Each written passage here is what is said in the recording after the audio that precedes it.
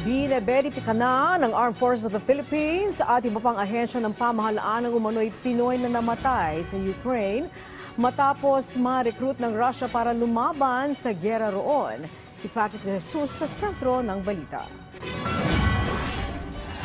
Habang nagpapatuloy ang giyera sa pagitan ng Ukraine at Russia, inilabas sa website ng Ukrainian Defense Intelligence ang ulat hinggil sa umano'y Pinoy mercenary na nasawi sa Ukraine na lumaban bilang bahagi ng Russian Armed Forces. Kinilala siya bilang si John Patrick na namatay sa gitna ng meat assault sa Donetsk region kung saan nakita sa kanya ang ilang armas, bala at piraso ng papel na nakalagay ang isang phone number at pangalan ng kanyang commander. Base rin sa impormasyong nakuha sa kanyang electronic devices.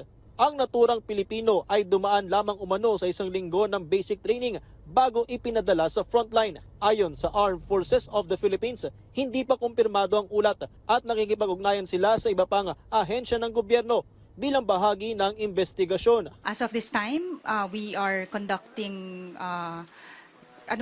direct dapat yung pong sources natin for this. So sa ngayon po, hindi pa po natin ito ma-confirm because we have yet to receive word from official sources. Natanggap na rin ng Philippine National Police ang ulat habang hinikayat nila ang publiko na huwag kaagad gumawa ng espekulasyon habang isinasagawa ng mga otoridad ang verifikasyon. Kinukumpirma rin ng Department of Foreign Affairs ang naturang ulat. Patrick De Jesus para sa Pambansang TV sa Bagong Pilipinas.